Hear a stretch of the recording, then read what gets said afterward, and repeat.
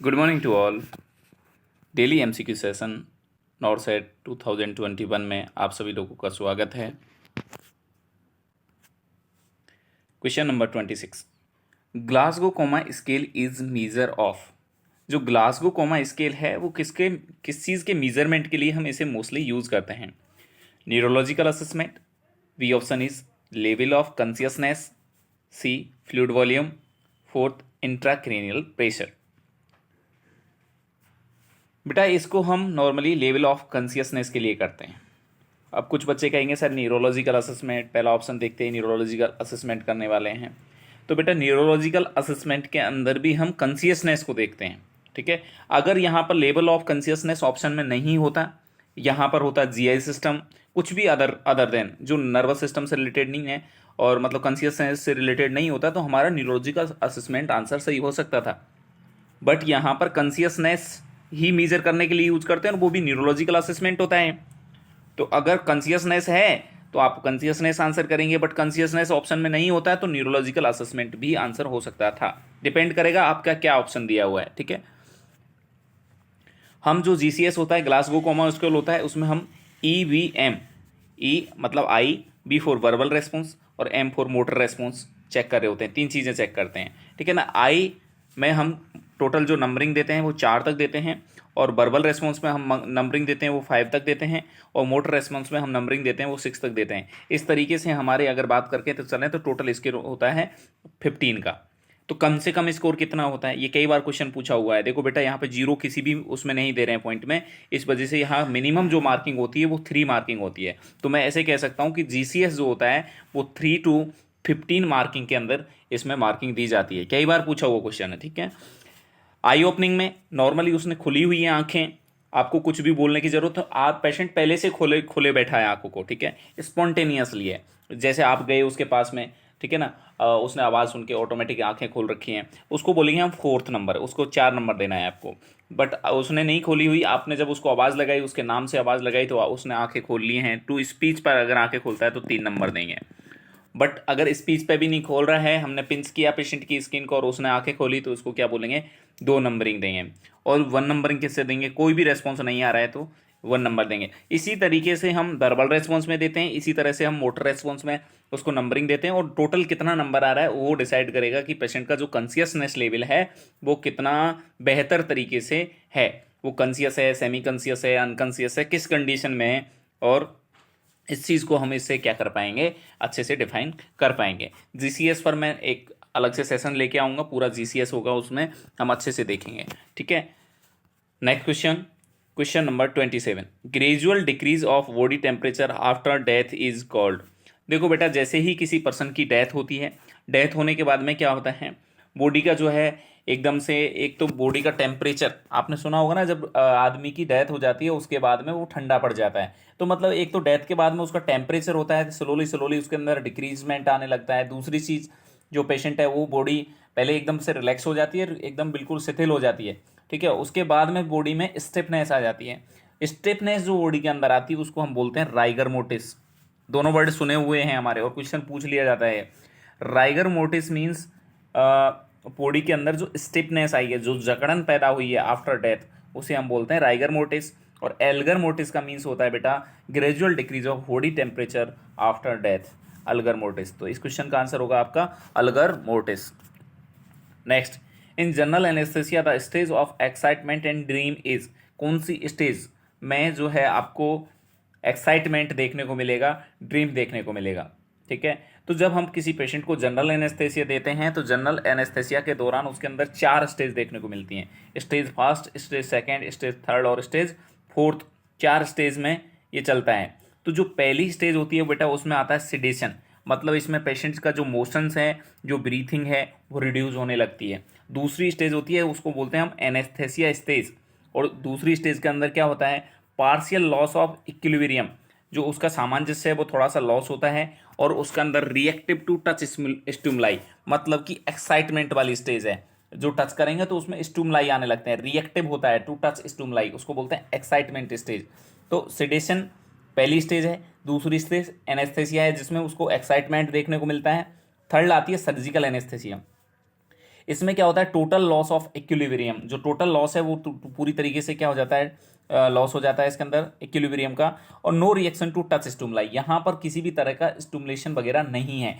अगर स्टिमुलेशन नहीं है तो हम यहाँ पर क्या कर सकते हैं, उस पेशेंट के अंदर सर्जरी की जाती है। तो अगर आपसे पूछा जाए in which stage of the anaesthesia surgery perform, तो सर्जरी किस स्टेज के अंदर परफॉर्म की जाती है, तो वो सर्जिकल एनेस्थेसिया स्टेज के अंदर, मतलब थर्ड स्टेज के अंदर हम क्या करते हैं, सर्जरी को परफॉर्म करते हैं। बट अगर सेकंड स्टेज की बात करूं तो यहाँ पर एक्साइटमेंट रहता है, जैसे टच करते हैं उसके अंदर रिएक्शंस होने लगती है, मतलब कि स्टिमुलाई आते हैं। ठीक है, दूसरी सेडेशन है फर्स्ट वाली, उसमें मोशन और ब्रीथिंग थोड़ा सा रिड्यूस होने लगता है। और लास्ट एंड फाइनल स्टेज होती है बेटा डेथ। अगर आपने डेथ, जब तो एनेस्थेटिस्ट की पूरी टीम होती है, वो इस स्टेज में जाने से उस पेशेंट को रोकते हैं। ठीक है ना, फोर्थ स्टेज में नहीं जाने देते हैं। अगर गलती से पेशेंट फोर्थ स्टेज में चला गया तो क्या होगा, उसका breathing and heart beat stop हो जाएगी और उस पेशेंट की क्या हो जाएगी, डेथ हो जाएगी। ये मोस्टली कब होता है, जब ओवरडोज जाएगा। फोर्थ स्टेज कब आएगी, जब ओवरडोज होगा। ओवरडोज होते ही क्या होगा, उसकी ब्रीथिंग चली जाएगी, मतलब रेस्पिरेटरी सिस्टम बंद हो जाएगा, हार्ट बीट चली जाएगी, मतलब उसका जो आपका सर्कुलेटरी कार्डिक सिस्टम है वो पूरी तरीके से स्टॉप हो जाएगा। अगर ये दो सिस्टम स्टॉप हुए तो बेटा ब्रेन डेथ, और धीरे धीरे क्या पेशेंट खत्म हो जाएगा। तो ये स्टेज को आने से बचाते हैं आपके एनेस्थेसियोलॉजिस्ट जो होते हैं, वो इस स्टेज को ही बचा रहे होते हैं। ये सर्जिकल जो एनेस्थेसिया वाली स्टेज है इसमें वो रखते हैं पेशेंट को ड्यूरिंग सर्जरी, जिसकी वजह से देखो अगर सेकंड गलती से उसका डोज कम हुआ तो पेशेंट सेकंड स्टेज में चला जाएगा और उसमें स्टिमुलाई आने लगेंगे जो कि खतरनाक हो सकते हैं। अगर थोड़ा भी डोज ज़्यादा हुआ तो पेशेंट किस स्टेज में जा सकता है, स्टेज फोर्थ में जा सकता है, तो पेशेंट की डेथ हो सकती है। तो हमारे एनेस्थेटिस्ट जो होते हैं वो ड्यूरिंग सर्जरी एनेस्थेसिया की कौन सी स्टेज रखते हैं, तो थर्ड स्टेज रखते हैं। तो एक्साइटमेंट स्टेज पूछा जाएगा तो आंसर सेकंड होगा, सेडेशन स्टेज पूछा जाएगा तो आंसर फर्स्ट होगा। और अगर ओवरडोज के लिए पूछ लिया जाए तो स्टेज फोर्थ हो जाएगी बेटा। और सर्जरी वाली कौन सी स्टेज होती है, तो स्टेज नंबर थर्ड होगी। तो इस क्वेश्चन का जो आंसर होगा वो क्या होगा, stage number second. Stage second के अंदर आपको क्या देखने को मिलता है, एक्साइटमेंट एंड ड्रीम देखने को मिलता है। और आप चारों स्टेज को समझ गए होंगे मेरे हिसाब से। ठीक है, next question, question number 29। Melam पट्टी क्लासिफिकेशन डील विथ, जो मेलम पट्टी क्लासिफिकेशन है वो किससे रिलेटेड है, pattern of sleep disturbance in insomnia, airway assessment in anaesthesia, wound assessment in unstageable ulcer, और the all of the above. किसमें हम जो है मेलम पट्टी क्लासिफिकेशन यूज करके चलते हैं, तो बेटा मेलम पट्टी जो क्लासिफिकेशन होता है मोस्टली एयरवे के लिए करके चलते हैं। जब एनेस्थेसिया में हमको क्या होता है, जैसे कि किसी पेशेंट को एनेस्थेसिया दिया, अब हमको एंट्यूबेट करने की रिक्वायरमेंट है, तो एंट्यूबेट करने के लिए आपको पता हो, जब लेरिंगोस्कोप लगा के देखेंगे तो देखो यहाँ आपको दिख रहा होगा ये 4 स्टेज अलग अलग दिखा रखी हैं। अब इन स्टेज के अंदर क्या लिखा हुआ इसको मत पढ़ो, पहले फोटो देखो। फोटो में देखो, इसमें आराम से जो विजुअलाइजेशन हो पा रहा है, पूरा पूरा बहुत ज़्यादा ओपनिंग दिख रही है, इसमें कम ओपनिंग दिख रही है, इसमें और कम ओपनिंग दिख रही है, और इसमें जो है बहुत कम ओपनिंग दिख रही है। मतलब आपसे अगर मैं ये पूछूं बेटा कि इसमें जो है किसी पेशेंट को इंट्यूबेट करना है, ईटी ट्यूब इसके अंदर डालनी है, तो कौन से वाली फोटो है जिसके अंदर आप इजीली इंट्यूबेट कर पाएंगे। तो आपको लग रहा होगा सर फर्स्ट के अंदर पूरा स्पेस अच्छे से दिख रहा है तो हम इसके अंदर इंट्यूबेट अच्छे से कर सकते हैं, इसके अंदर कम कर पाएंगे, इसके अंदर और कम कर पाएंगे, और इसके अंदर तो बहुत ज़्यादा डिफिकल्ट होगा। मतलब जैसे जैसे आपका नंबर बढ़ेगा वैसे वैसे डिफिकल्टी इन इंट्यूबेशन इंक्रीज हो जाएगी। ठीक है ना, तो ये क्लासिफिकेशन आपको बताता है कि आपका इंट्यूबेशन जो है कितना डिफिकल्ट होने वाला है या कितना इजी होने वाला है, इसके बारे में हमको इन्फॉर्मेशन देगा। तो मेलम पट्टी स्कोर जो होता है मोस्टली किसके लिए यूज करके चलते हैं, airway assessment in anaesthesia, answer number B. ठीक है ना, और इसमें कैसे करते हैं बेटा, अगर complete visualisation of soft plate पूरा दिख रहा है, अच्छे से दिख रहा है, तो इसको क्लास फर्स्ट बोलते हैं, मतलब कि इजी, बहुत इजी है इसमें इंट्यूबेशन करना। जबकि क्लास सेकंड की बात करूं, इसमें ओनली यूबला जो है कंप्लीट दिख रहा है, अपन सॉफ्ट पैलेट जो है वो पूरा नहीं दिख रहा है, तो इसको हम क्या बोलेंगे बेटा, इसको हम बोलेंगे क्या बोलेंगे, second class. Third, visualisation only of the base of the uvula, uvula का बेस दिख रहा है, उसको हम क्या बोलेंगे, थर्ड।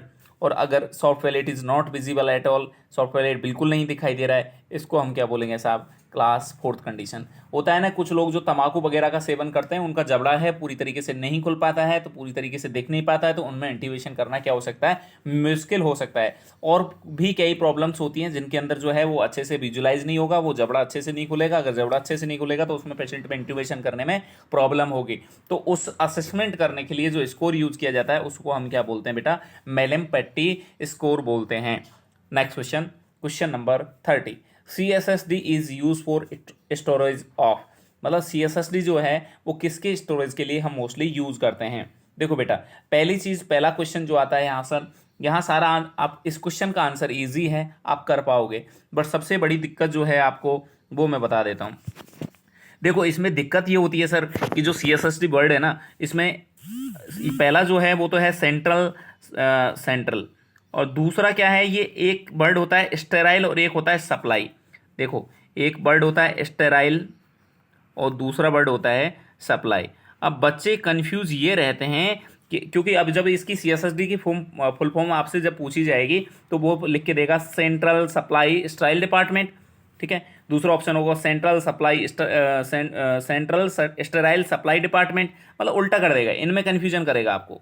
एक बार स्टेराइल पहले दे देगा, एक बार सप्लाई पहले देगा, और हम कंफ्यूज हो जाएंगे। बेटा हमें कंफ्यूज नहीं होना है, हमेशा के लिए याद रखना है कि CSSD की फुल फॉर्म क्या होती है। देखो कैसे याद रखूँ, अगर मैं बात करूँ एस अल्फ़ाबेटिकली भी जमाने की कोशिश करूँगा। एस तो काट दो, टी पहले आता है या यू पहले आता है, तो देखो STU, टी पहले आता है, तो टी पहले आता है तो मतलब स्टेराइल पहले आता है और सप्लाई बाद में आता है। तो मैं इसकी जो फुल फॉर्म होगी वो कैसे लिखूंगा, सेंट्रल स्टेराइल सप्लाई डिपार्टमेंट, ये इसकी फुल फॉर्म होगी। फुल फॉर्म में बच्चे गलत करते हैं, मैं फिर बोल रहा हूँ, आप अच्छे से इसको समझ लें।